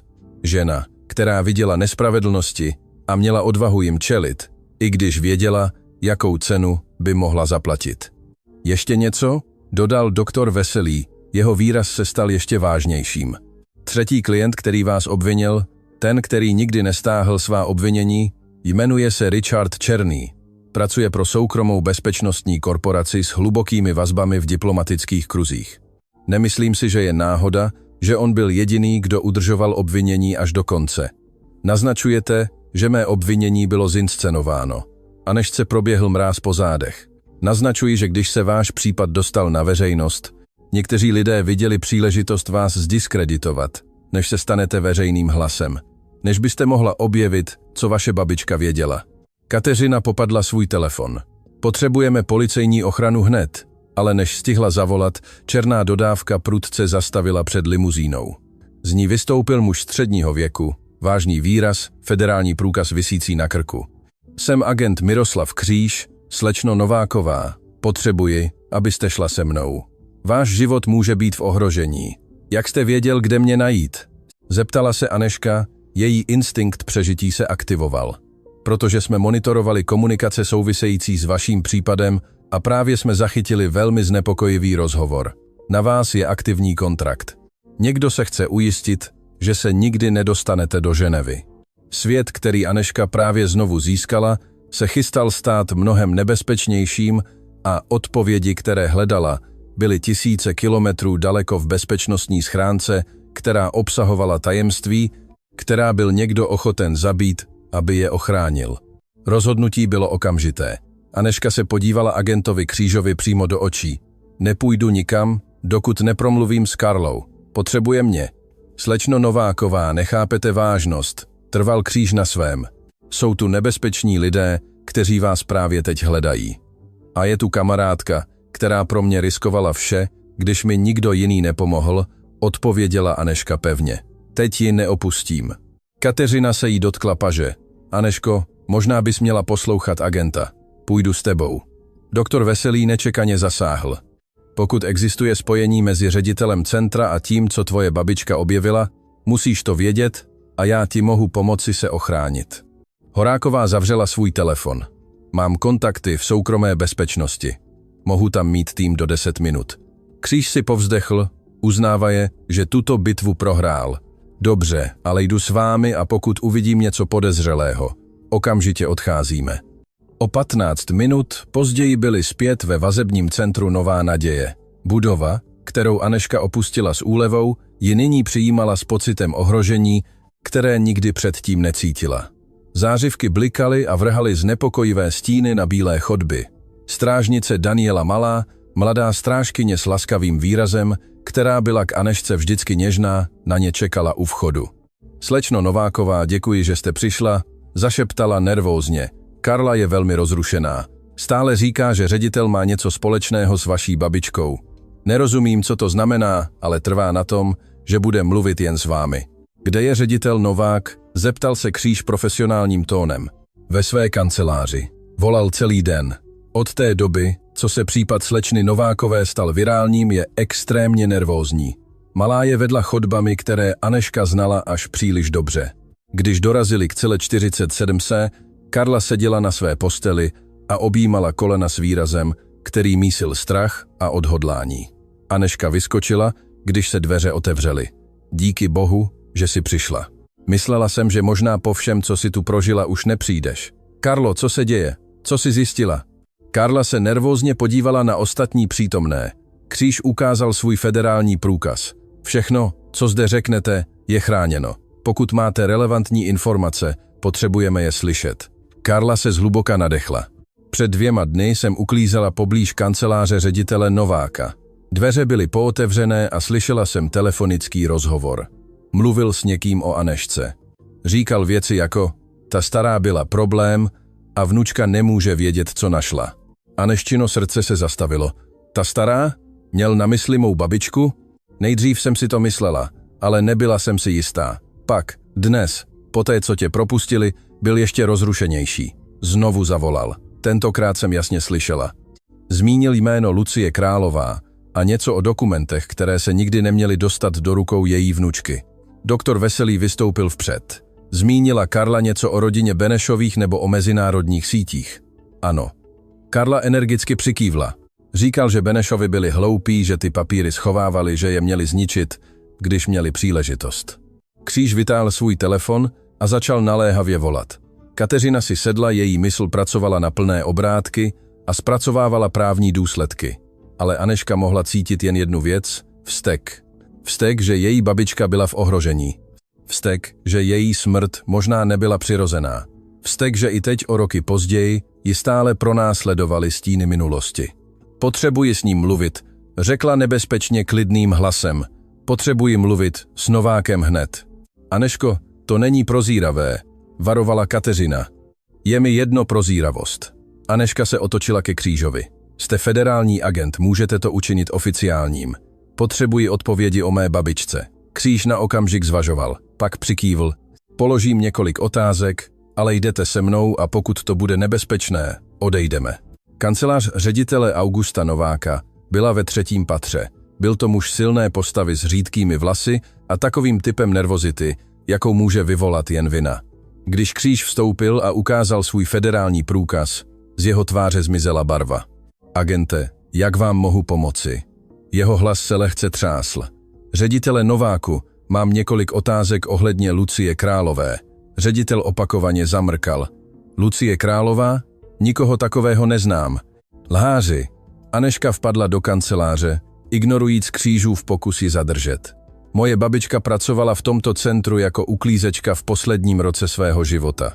Znal jste ji a podle všeho jste také věděl, co objevila. Novák se prudce postavil. Slečno, nevím, o čem mluvíte. Tak mi dovolte osvěžit paměť. Kříž vytáhl diktafon.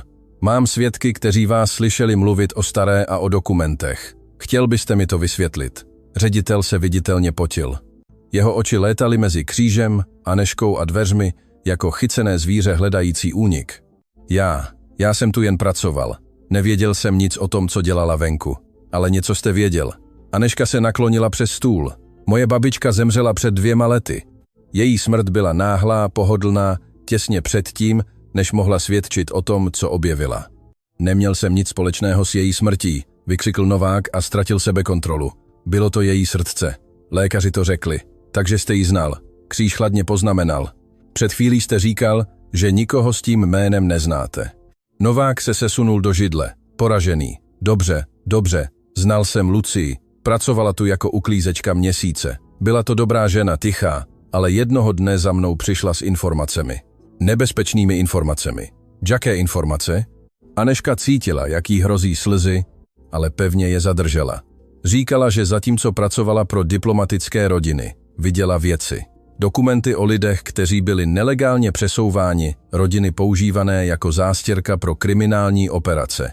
Ukázala mi kopie. Požádala mě, abych jí pomohl nahlásit to příslušným úřadům. A udělal jste to? Novák sklopil zrak, neschopný čelit Aneščiným očím. Řekl jsem jí, že to udělám, ale bál jsem se. Zúčastnění lidé byli mocní, měli kontakty, měli peníze, takže jsem nahlásil její záměry někomu jinému. Ticho, které padlo do kanceláře, bylo těžší než jakékoliv slovní obvinění. Zradil jste ji? Aneška zašeptala sotva slyšitelnými slovy. Moje babička vám věřila a vy jste ji prodal. Nevěděl jsem, co udělají. Novák teď otevřeně vzlikal. Jen mi řekli, že ji budou sledovat, že se ujistí, aby nespůsobovala problémy. Nikdy jsem si nemyslel, že ji zabijí. Zabili? Anežka dokončila větu. Nevím, jestli to udělali. Novák teď otevřeně vzlikal. Její smrt byla podle všech zpráv přirozená, ale vždycky jsem se divil, vždycky jsem žil s tou pochybností. Kříž už telefonoval, žádal forenzní týmy, zatykače, kompletní vyšetřování, ale Anežka sotva slyšela něco jiného než řev krve v uších. Doktor Veselý jí jemně položil ruku na rameno. Anežko, je tu ještě něco, co potřebuješ vědět. Něco, co mi tvá babička dala před smrtí. Z aktovky vytáhl malou obálku opotřebovanou časem. Požádala mě, abych ti ji dal, až budeš připravena. Myslím, že teď je ten správný čas. S třesoucíma se rukama Anežka otevřela obálku. Uvnitř byl dopis napsaný babiččiným rukopisem, stejným rukopisem, který viděla v kuchařkách, v nákupních lístcích, v mateřských vzkazech lásky. Má drahá Anežko, začínal, pokud toto čteš, znamená to, že už s tebou nejsem. Znamená to, že doktor Veselý splnil svůj slib a znamená to, že jsi konečně dostatečně silná, abys znala celou pravdu. Celý život jsem tě učila jazyky, učila jsem tě, že slova mají moc, že komunikace staví mosty, že rozumět druhým znamená rozumět světu. Ale nikdy jsem ti neřekla, proč to pro mě bylo tak důležité, abys se učila. Když jsem byla mladá, byla jsem svědkem nespravedlností, které jsem nemohla zastavit. Viděla jsem lidi zneužívané, rodiny rozdělované, nevinné zraňované. A nemohla jsem nic dělat, protože jsem neměla moc, neměla jsem hlas, neměla jsem způsob, jak být slyšena. Ale ty, lásko moje, ty máš něco, co jsem nikdy neměla. Máš dar jazyků. Můžeš mluvit za ty, kteří nemají hlas. Můžeš překládat nejen slova, ale i nespravedlnost ve spravedlnost, ticho v pravdu. Dokumenty, které jsem zanechala v Ženevě, nejsou jen důkazem zločinů, jsou hlasy lidí, kteří potřebují být slyšeni, a ty jsi jediná, kdo jim může dát ten hlas. Vím, že cesta bude těžká. Vím, že budou lidé, kteří se tě pokusí umlčet, stejně jako se pokusili umlčet mě. Ale také vím, že jsi silnější, než jsem kdy byla já. Protože máš nejen znalosti, máš odvahu. Neplač pro mě, holčičko moje. Pokud se mé srdce zastaví, než uvidím tvůj triumf, budu vědět, že to bylo proto, že jsem dala všechno, abych tě připravila. A to stačí. Každý jazyk, který jsem tě naučila, každý příběh, který jsem sdílela, každý okamžik, který jsme spolu strávili, tě připravoval na tento okamžik, na chvíli, kdy tě svět konečně uslyší. Teď jdi do Ženevy, otevři tu schránku, vyprávěj ty příběhy, dej hlas umlčeným. A když to uděláš, budeš vědět, že tvoje babička je hrdá, ne proto, že mluvíš 10 nebo 20 jazyky, ale proto, že jsi si vybrala použít svůj dar pro něco většího, než si ty sama. Miluji tě, mé dítě, vždycky jsem tě milovala. Vždycky tě budu milovat. Tvá babička Lucie. Anežka dočetla a slzy, které celé dny zadržovala, konečně volně tekly. Nebyly to jen slzy smutku, ale porozumění, účelu lásky, která překonala i smrt. Karla ji objala, také plakala. Kateřina měla slzy stékající po tvářích. Dokonce i Kříž, stvrdlý federální agent, si musel diskrétně otřít oči. Doktor Veselý tiše promluvil. Tvoje babička věděla, že její čas je omezený. Její srdce bylo slabé a stres z toho, co objevila, to zhoršil. Ale nezastavila se. Pokračovala v dokumentování, pokračovala ve shromažďování důkazů, pokračovala v boji, protože věděla, že ty budeš pokračovat v její práci. Anežka pečlivě složila dopis a držela ho na hrudi, jako by to bylo obětí její babičky. Půjdu do Ženevy, řekla jasným hlasem navzdory slzám. Dokončím, co začala. Nepůjdeš sama. Horáková vstoupila do kanceláře, její výraz byl odhodlaný. Moje společnost má kanceláře ve Švýcarsku. Budeš mít veškerou ochranu a zdroje, které budeš potřebovat. A já jdu s tebou. Dodala Kateřina, jako tvá advokátka a tvá kamarádka. Já taky, řekla Karla překvapivě. Za 2 dny mě propustí. A potom, co udělali tvé babičce, chci pomoct. Kříž zavřel telefon. FBI se o tento případ zajímá. Během cesty budete mít federální ochranu. A Novák se otočil k vzlikajícímu řediteli. Jste zatčen za maření spravedlnosti a spiknutí. Zatímco Novák byl strážníky odváděn z kanceláře v poutech, Anežka v sobě cítila, jak se něco mění. Už nebyla jen mladou ženou snažící se prokázat svou hodnotu. Byla dědičkou odkazu odvahy a spravedlnosti. Její babička zasadila semena naděje v podobě jazyků. Nyní tato semena vyrostla v něco mocnějšího, hlas, který nemohl být umlčen. V tu chvíli Horákové zazvonil telefon. Krátce zvedla, její výraz zvážněl. Byla to paní Benešová, je ve městě. Říká, že má ještě něco, co jí vaše babička zanechala, něco, co nesvěřila ani bance. Chce se s vámi dnes večer setkat. Anežka přikývla. Každé odhalení ji přibližovalo k plnému pochopení, kým její babička byla a co obětovala. Tak jdeme, řekla, už není čas ztrácet, protože někde, v bezpečnostní schránce v Ženevě, čekaly pravdy, které změní životy. A Anežka Nováková byla připravena jim dát hlas. Hotel, ve kterém byla ubytována paní Markéta Benešová, patřil k těm místům, která šeptala příběhy životů prožitých s elegancí a cílem. Anežka, doprovázená Kateřinou, doktor, Veselým a Horákovou, byla přijata v apartmá s výhledem na osvětlené město. Markéta Benešová byla žena s dokonale upravenými stříbrnými vlasy, modrýma očima, které viděly příliš mnoho světa, a tou důstojností, která pochází jen ze života zasvěceného něčemu většímu než sobě samému. Když uviděla Anežku, její oči se naplnily slzami. Jste přesně taková, jak říkala, že budete, zašeptala Markéta a vzala Anežčiny ruce do svých. Lucie o vás mluvila každý den. Říkala, že jste její mistrovské dílo, její živé dědictví. Paní Benešová, co víte o mé babičce? Markéta je vyzvala, aby si sedli. Její ruce se lehce třásly, když připravovala čaj. Vaše babička Lucie pracovala pro mou rodinu 5 let. Nebyla jen naše zaměstnankyně, byla součástí naší rodiny. Můj manžel byl britský velvyslanec a Lucie s námi byla v každé destinaci. Ale co nikdo nevěděl je, že Lucie měla zvláštní dar. Jaký dar? Uměla číst lidi, rozumět úmyslům a její znalost jazyků jí umožňovala slyšet rozhovory, které ostatní považovali za soukromé. Markéta se odmlčela, její oči se ztrácely ve vzpomínkách. Jednoho večera, během diplomatické recepce v našem domě, Lucie podávala jídlo, když zaslechla rozhovor v ruštině mezi 2 diplomaty. Diskutovali o síti, která používala diplomatické rodiny jako zástěrku k přesunu lidí proti jejich vůli. Ticho v místnosti bylo absolutní.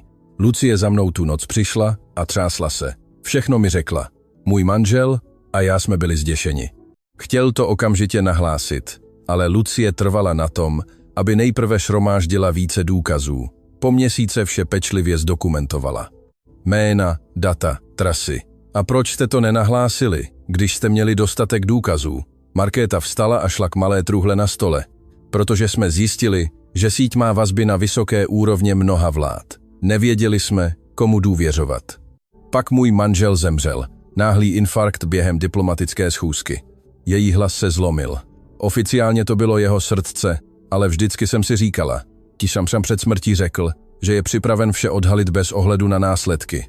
Lucie se pak bála, pokračovala Markéta. Bála se, že se jí stane to samé, ale nebála se o sebe. Bála se, že tě nechá samotnou, Anežko. Takže mi dala tohle. Otevřela truhlu a přiměla mě slíbit, že ti to dám, až budeš dostatečně silná, až bude svět připraven tě poslouchat. Z truhly vytáhla malý externí pevný disk a tlustou obálku. Tady je všechno. Audio nahrávky diplomatických schůzek, kde se diskutovalo o těchto operacích, fotografie, originální dokumenty a co je nejdůležitější, svědectví obětí, které Lucie poznala a tajně pomáhala po léta. Anežka vzala disk třesoucíma se rukama. Byl malý, ale obsahoval váhu celých životů. Ještě něco, dodala Markéta tiše. Schránka v Ženevě obsahuje písemné důkazy, ale tohle ukázala na disk.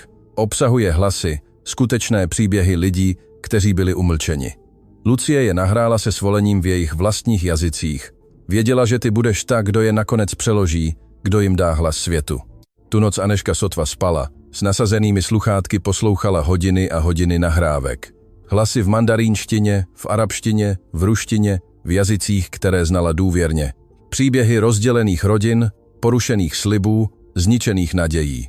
A v každé nahrávce na konci byl hlas její babičky, její mateřské útočiště, slibující, že jejich příběhy budou vyprávěny.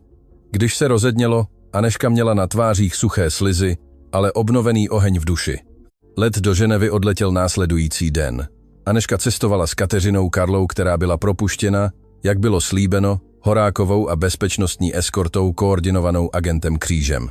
FBI zjistila, že Richard Černý, třetí klient, byl ve skutečnosti operativcem soukromé bezpečnostní služby, najatým k diskreditaci Anežky, než se stane veřejným hlasem. Byl zatčen při pokusu o útěk ze země.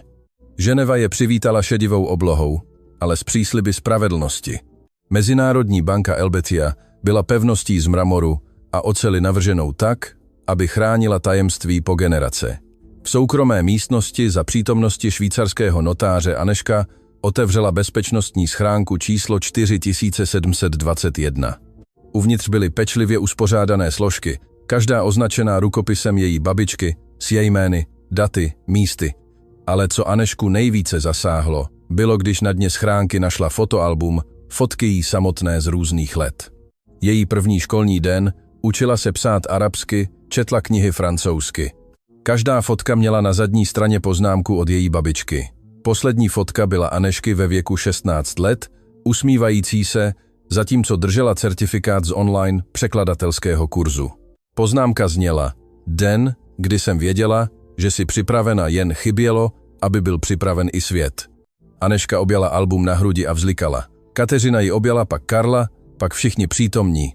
Byl to okamžik bolesti a lásky propletených tak hluboce, že v žádném jazyce nebyly slova, která by to adekvátně popsala. Následující týdny byly vírem. Anežka s pomocí Kateřiny a mezinárodního právního týmu předložila všechny důkazy Mezinárodnímu soudnímu dvoru. Případ vyvolal zemětřesení v diplomatických kruzích. 3 mezinárodní sítě byly rozbity. 17 zkorumpovaných úředníků bylo zatčeno v 6 různých zemích, ale důležitější než zatčení bylo to, co Anežka udělala s nahrávkami. Vytvořila dokumentární film s názvem Hlasy ticha. V něm osobně přeložila každé svědectví a dala hlas těm, kteří byli umlčeni. Nepřeložila jen slova, ale zachytila emoce, kulturní kontexty, podstatnou lidskost každého příběhu. Dokument se stal celosvětově virálním. Více než 100 milionů zhlédnutí v prvním týdnu. Vlády byly nuceny reagovat. Politika se změnila. Životy byly zachráněny. Velvyslanec Petr Dvořák z Organizace spojených národů osobně kontaktoval Anežku. Slečno Nováková, vaše práce odhalila nespravedlnosti, které vlády po desetiletí ignorovaly. Jménem Organizace spojených národů bych vám rád nabídl pozici speciální překladatelky pro lidská práva. Vaším úkolem by bylo dát hlas lidem, které svět potřebuje slyšet. Anežka přijala, ale s jednou podmínkou, aby pozice zahrnovala program pro identifikaci a školení dalších mladých talentů bez formálních pověření. Skutečný talent, argumentovala, by neměl potřebovat institucionální potvrzení, aby byl uznán. Její návrh byl jednomyslně přijat. O 6 měsíců později Anežka stála ve stejném soudním sále, kde kdysi byla ponížena. Ale tentokrát ne jako obžalovaná, ale jako pozvaná řečnice na mezinárodní konferenci o jazykové spravedlnosti. Soudce Jaroslav Horák byl přítomen. Odešel do důchodu předčasně poté, co jeho řešení Anežčina případu vyvolalo vyšetřování dalších případů, kde mohl dovolit, aby předsudky ovlivnily jeho úsudek. Na konci svého projevu se k ní Horák přiblížil. Slečno Nováková, jeho hlas byl pokorný, tak odlišný od arrogantního muže, kterým byl. Neexistuje dostatečná omluva za to, jak jsem se k vám choval, ale chci, abyste věděla, že váš případ změnil můj život. Donutil mě čelit předsudkům, o kterých jsem ani nevěděl, že je mám. Nyní pracuji se soudním systémem na zavedení reforem, které zabrání ostatním soudcům, aby dělali stejné chyby, jako jsem udělal já. Soudče Horáku, odpověděla Anežka, odpuštění nesmaže škody, ale otevírá cesty k něčemu lepšímu. Vaše uznání znamená víc než vaše omluvy, protože prokazuje, že lidé se mohou měnit, učit se, růst. Podali si ruce a v tomto gestu bylo uzdravení nejen pro ně, ale jako symbol toho, čím by se soudní systém mohl stát. Karla si s pomocí Horákové zrekonstruovala život. Nyní pracovala na koordinaci rehabilitačních programů pro nespravedlivě uvězněné osoby. Dala si mi naději, když jsem ji neměla, řekla Anežce. Teď chci dát stejnou naději ostatním. Kateřina Svobodová získala národní uznání jako veřejná obhájkyně roku, ale nejvíce jí hrdostí nenaplňovaly ceny, ale dopisy, které dostávala od vděčných klientů, inspirovaných její vášnivou obhajobou Anežky. Profesor Aleš Sedlák rezignoval na svou pozici poté, co univerzitní vyšetřování potvrdilo mnoho případů plagiátorství. Jeho pád sloužil jako varování pro ostatní akademiky o důležitosti integrity. David Wang, inženýr, který měl odvahu se jako první přiznat, založil nadaci věnovanou podpoře nekonvenčních talentů. Anežka mě naučila, že čest má větší cenu než peníze nebo postavení, vysvětlil v rozhovoru. Tereza, mladá žena z vazebního centra, která riskovala svou práci, aby pomohla Anežce, získala plné stipendium na studium sociální práce, sponzorované programem, který Anežka založila. Rok po dni, kdy byla Anežka zatčena, stála před hřbitovem, kde byla pohřbena její babička. Cestovala z Ženevy speciálně pro tento okamžik. Položila čerstvé květiny na hrob a poklekla. Babičko, řekla tiše, dokončila jsem, co si začala. Hlasy, které si pomohla chránit, teď slyší celý svět. Sítě, které si zdokumentovala, byly rozbity. Lidé, kteří se nás pokusili umlčet, selhali. Jemný vánek rozhýbal listy blízkých stromů, jako by sama příroda poslouchala. Ale víc než to, babičko, konečně jsem pochopila, proč si mě učila všechny ty jazyky. Nebylo to jen o slovech, bylo to o empatii, o spojení, o pochopení, že každý člověk, bez ohledu na jazyk nebo původ, má příběh, který si zaslouží být slyšen. Anežka vytáhla z tašky fotoalbum, to, které našla v bezpečnostní schránce. Otevřela ho na poslední stránce, kde měla nalepenou novou fotku. Byla to ona sama, stojící před Organizací spojených národů, obklopená lidmi ze všech koutů světa, lidmi jejichž příběhy přeložila, jejichž hlasy zesílila. Podívej, babičko, to je to, co jsme spolu vybudovali. Tvá oběť nebyla marná. Tvé dědictví žije v každém člověku, který teď má hlas díky tomu, co si mě naučila. Zatímco slunce zapadalo, Anežka tam stála a cítila klid, který necítila roky. Její babička zasela semena naděje v podobě jazyků. Tato semena vyrostla v zahradu spravedlnosti, která bude kvést dlouho poté, co obě odejdou. Následující den Anežka vedla svou první lekci v programu, který vytvořila. 30 mladých lidí z různých prostředí, všichni s mimořádnými talenty, ale bez formálních pověření, se na ní dívalo s nadějí a obdivem. Moje babička mi říkávala, začala Anežka, že talent nepotřebuje certifikáty, aby byl skutečný, potřebuje jen příležitosti zazářit. Vy jste tady, protože každý z vás má jedinečný dar. Mým úkolem není vás učit, ale pomoci vám rozpoznat sílu, kterou už máte v sobě. Mladá žena v první řadě zvedla ruku. Slečno Nováková, jak víme, že jsme dost dobří. Anežka se usmála, vzpomněla si, jak si sama tuto otázku položila. Proč jste tady? Protože jste se odvážili zkusit, když vám svět řekl, že nemůžete. Toto odhodlání, tato odvaha je cennější než jakýkoliv univerzitní titul. Měsíce se změnily v roky. Anežčin program se rozrostl a rozšířil se do 20 zemí. Tisíce mladých talentů našli příležitosti, které by jinak nikdy neměli. Někteří se stali překladateli, jiní kulturními mediátory, jiní aktivisty za lidská práva. Ale všichni měli něco společného. Víru, že skutečný talent překonává pověření a že každý hlas bez ohledu na to, jak byl umlčen, si zaslouží být slyšen. Na speciální ceremonii v Organizaci spojených národů Anežka obdržela Mezinárodní cenu za lidská práva. Zatímco držela ocenění, myslela na všechny lidi, kteří tento okamžik umožnili. Její babička, která obětovala vše. Karla, která v ní věřila, když byla na tom nejhůře. Kateřina, která za ní bojovala proti všem předpokladům. Wang, který našel odvahu říct pravdu. Ve svém děkovném projevu Anežka nemluvila o svých úspěších, mluvila o své babičce. Lucie Králová nikdy neměla univerzitní titul, nikdy nedostala oficiální uznání za svou práci, ale pochopila něco, co se svět teprve učí, že hodnota člověka se neměří certifikáty, ale charakterem, nepověřením, ale odvahou. Její hlas se lehce zlomil dojetím. Tato cena není moje, je její, je každého člověka, který byl někdy podceňován, ignorován, umlčen. Je to připomínka, že mimořádný talent může pocházet z obyčejných míst a že někdy nejmocnějšími lidmi jsou ti, kterých si svět nikdy nevšiml. Následující ovace trvala celých 5 minut. Lidé z celého světa, virtuálně propojení, tleskali nejen Anežce, ale všem Luciím světa. Všem babičkám, matkám, neviditelným pracovníkům, kteří zasadili semena naděje, aniž by věděli, zda někdy vykvetou. Tu noc Anežka seděla ve svém bytě v Ženevě a dívala se na osvětlené město. Zazvonil jí telefon. Bylo to neznámé číslo. Slečno Nováková, jsem Marie. Je mi 16 let a žijí v malé vesnici v Guatemale. Viděla jsem váš dokument. Mluvím 5 jazyky, které jsem se naučila od turistů, kteří navštívili mou vesnici. Všichni mi říkají, že je nemožné, aby to byla pravda bez formálního vzdělání. Ale vy jste mi dala naději, že možná, jen možná, i já mohu mít budoucnost. Mohu se přihlásit do vašeho programu? Anežka se usmála se slezami v očích. Samozřejmě, Marie, řekněte mi svůj příběh. A zatímco poslouchala Marin příběh, Anežka pochopila, že to bylo skutečné dědictví její babičky.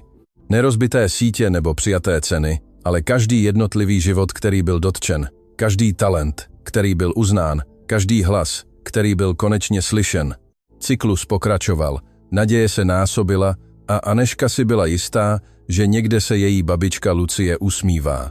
Protože nakonec to nikdy nebyl příběh o jazycích, nebo nespravedlnosti, nebo soudech. Byl to příběh o lásce. Lásce babičky, která připravila svou vnučku na změnu světa. Lásce, která překonala smrt, čas a okolnosti.